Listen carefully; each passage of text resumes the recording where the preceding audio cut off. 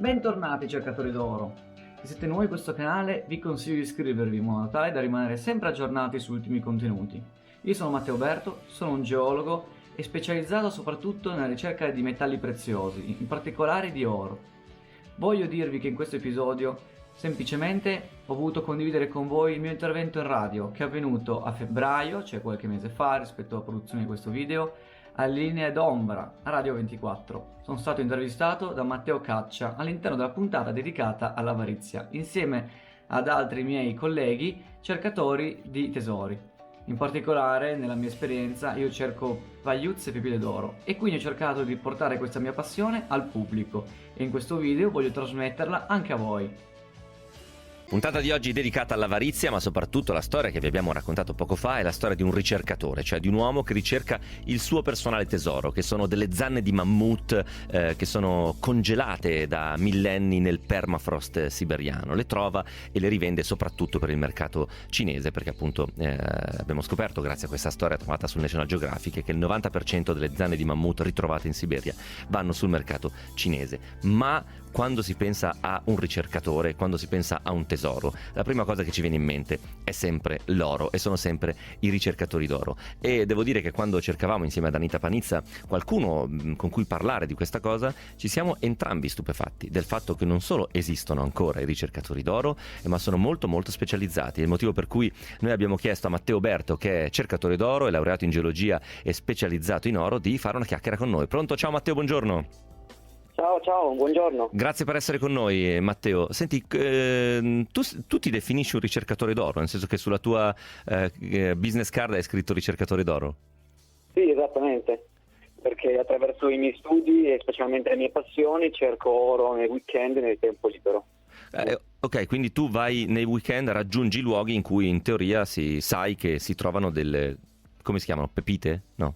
Sì, certo, principalmente ciò è legato anche ai miei studi. Certo. Io parto principalmente da delle fonti storiche, successivamente vado a incrociarli con dei dati scientifici e infine vado a fare un sopralluogo proprio in tali luoghi e con una serie di tecniche vado a cercare e si spera trovare delle pepite d'oro e delle pagliuzze principalmente. Matteo Berto ha scritto diversi testi, per cui se per caso siete curiosi andate a cercarveli, però Matteo, ne approfittiamo visto che sei qua. Immagino che i cercatori d'oro siano un po' come i cercatori di funghi o i pescatori che non ti dicono esattamente dove si trova, ma grosso modo parliamo di Nord Italia, Centro Italia, ma soprattutto nei fiumi, nei mari, dove si trova? Noi abbiamo in mente il Klondike, no? E quindi quello grosso modo è il riferimento, è così? Più o meno sì, perché l'oro in Italia è mediamente molto diffuso, specialmente nel nord Italia, in regioni quali Piemonte, Valle d'Aosta e Lombardia. Quasi in tutti questi fiumi che solcano la nostra pianura padana si possono trovare delle pagliuzze e dei piccoli granuli d'oro attraverso il lavaggio delle sabbie alluvionali. In montagna invece è più semplice trovare delle pepite. Semplice è sempre un modo di dire, perché comunque ci sono delle tecniche che bisogna utilizzare e ci vuole sempre molta fortuna. Quindi tu però viaggi con degli strumenti, immagino.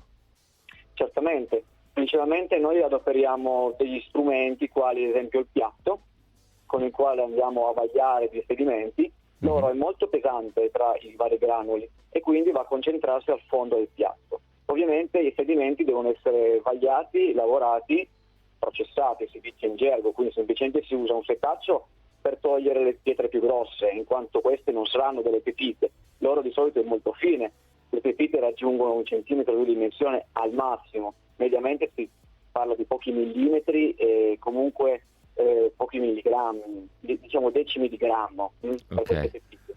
E successivamente, ponendo il piatto all'interno del fiume, grazie all'acqua, si va a scuotere energicamente. L'oro è molto pesante e quindi va verso il fondo e lì pian pianino andremo a recuperarlo, scartando semplicemente tutti i sedimenti sterili, quelli che non contengono oro, che saranno sopra allora. Matteo, scusami, una volta trovato l'oro è di chi lo trova?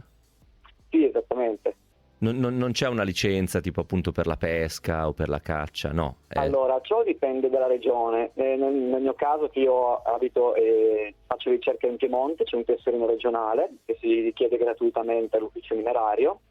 Questo ci consente di fare ricerca di oro e anche altri minerali, ma in questo caso stiamo parlando di oro, nella regione Piemonte, tranne che ovviamente nei parchi e nelle riserve naturali. Ok. C'è una quantità massima che si parla di circa 5 grammi al giorno per persona, che è veramente molto elevata, perché mediamente noi parliamo di quantità che raggiungiamo circa mezzo grammo, 1 grammo al giorno, ma a dire tanto, e comunque nelle località più redditizie. Spesso e Chiarissimo. volentieri si trovano da una ventina a cinquantina di pagliuzzi al giorno, quindi non è proprio un'arte in cui ci si inventa. Come si dice. Chiarissimo, chiarissimo. Matteo, l'ultima cosa, poi ti saluto. Quindi in media da una ricerca come questa in un fine settimana per l'equivalente di quanti euro uno riuscirebbe a fare se è bravo?